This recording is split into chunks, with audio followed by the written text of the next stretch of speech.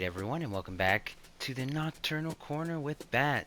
Today I'm only going to be really showing off two builds. One of them is going to be more modified, it's not really going to be the original, and it's going to be Rocket here by Dante Allspark. This one's going to be basically, they're both going to be basically hover builds. The main difference is going to be the cabin, honestly. One of them is going to have the spider, the other one's going to have the harpy. And let's gonna start off with the harpy, and the reason for that is because I kind of want to show something that I've noticed.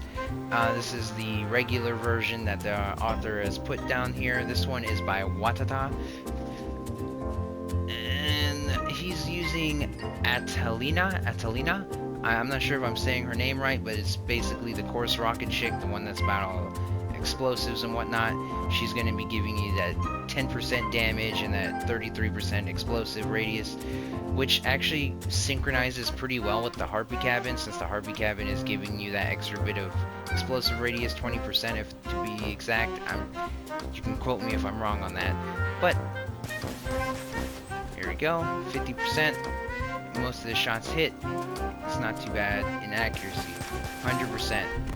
Not too bad. Usually it's not as straight as that, to be honest. Somebody just died. But most of the time when I do shoot it at that distance, yeah, see, it has a little bit more spread. Now the 150. Okay, you can see the bullet drop is starting to hit. I'm gonna have to lift it up already.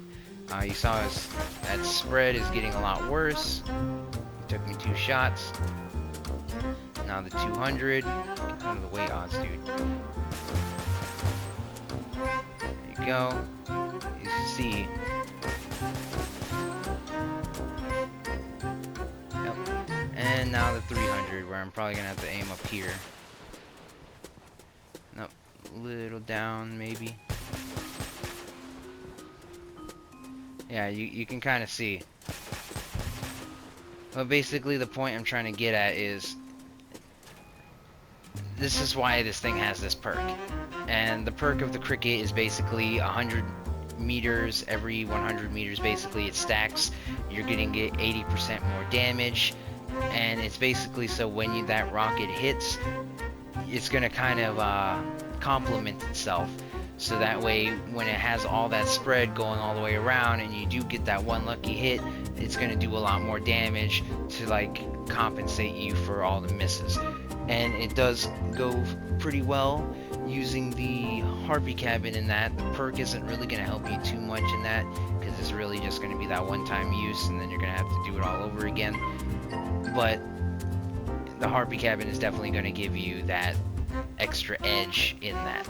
So now we're going to come up close, because I'm trying not to get the extra bit of damage there. It looks like we got about 849 blasts. Yep, somewhere around there. It kind of varies sometimes. It's a little weird because you get like different numbers every time you try it, but it's usually around the same ballpark. And this is going to be giving you a little bit better damage. This is like best when they're like coming at you. It's actually pretty decent at stripping weapons when they're just coming right at you. You just be like, yeah, that's like your best case scenario. Medium range, you can do some decent stuff, and long range, if you're lucky, you might get some shots in. But I'm going to tell you right now, this person is usable, but honestly, who I think is better is going to be Jade. And the reason that I think Jade is going to be better for you, I'm going to get the modified version, not that one. Here, Rocket. And the reason I think Jade is going to be better for you is because she's giving you projectile speed and minus 10% spread. So that way these rockets are going a bit faster, and the spread is going to make it so you can get more accurate shots down range. While also the spider cabin is giving you 50% projectile speed and accuracy. So I'm going to show you this real quick. See? About the same. Usually the 50, both of them will kill it because it's pretty accurate. The The spider with Jade is actually better at getting that one killed in the first salvo. The 150. Yep, the spider with the Jade is also better at killing that one in the first salvo. 200. This spider with Jade is actually capable of killing that one in the first salvo. And then all the way down range. And I want you to pay attention to something. I'm sure you noticed a bunch of the rockets missed, but down below you can see I still have my Jade perk. See that? I know you saw those rockets miss. And it seems like you can actually be rather forgiving with Jade. But look how much accurate. You saw all the missiles actually going to it. But Jade is actually more forgiving with her perk towards crickets than any other weapon, because you are shooting 8 rockets, and I'm sure you know not all those rockets actually made contact. And what I mean by that is most of them did go towards it, but you know that some of them missed and hit the ground after things exploded, and you saw that one went right over it. So let's do back over here, because you know some of them are gonna miss. And look, I know you saw them miss, and I still got Jade's perk. So now I'm going to show you over here that it is going to do less damage than the Harpy, because it is going to show you the blast damage on the bottom one. But not by a very big significant margin, and especially when you're all the way over here and you want to get all your shots in. Come on, go down, go down. Like, you're almost guaranteed like thousands of damage, way better than what you're gonna get with either that co-driver or the Harpy. So in my opinion, yes, you are losing damage, but you are getting something that is gonna help you produce more damage over time. It's, in my opinion, you're gonna get better DPS with this type of loadout. Now, one of the things you do really got to take into consideration if you're wanting to use this weapon is if you don't have this cabin and whatnot, you're going to have a lot of spread. The projectile isn't the fastest, and yes, the perk and everything seems like it's great for long range, but that's if you get those lucky shots. So say you see, like, look at this. This is going to be your worst enemy, strafing with those Omni wheels and the spider legs and the hovers, and then you're gonna have so many players with dogs. I'm sure if you've been playing Crossout enough and you haven't been under a rock, a lot of players are going with dog builds, either with the fire or the shotgun, and now I've been seeing more harvesters after they got buffed, so you're gonna see a lot of dog builds, and they're just gonna be like an absolute nightmare to try to hit. And if they do hit you, so say I'm going to be shooting at this wall, right? Get out of the way, Honest. Ready? Sorry, I couldn't do it. I'm going to try to aim down. But basically, if you don't know this, right when you start shooting, you saw those, yeah, they would just stop shooting. As soon as you get hit and then the vehicle goes up and just blocks it, you're just going to instantly stop shooting. It's not going to continue going through its salvo, and you're going to have to wait for the reload. So you got to take all that into consideration. Now, let's going back to the durability. These weapons only have, if not upgraded, 195 durability.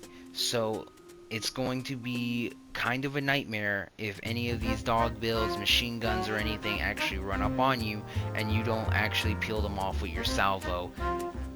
Because really, you're gonna most likely get one salvo out, maybe 2 if you're lucky, and you're actually dodging them around. But if you're not doing that, these weapons are gonna pop off like glass, so you gotta be very careful with that.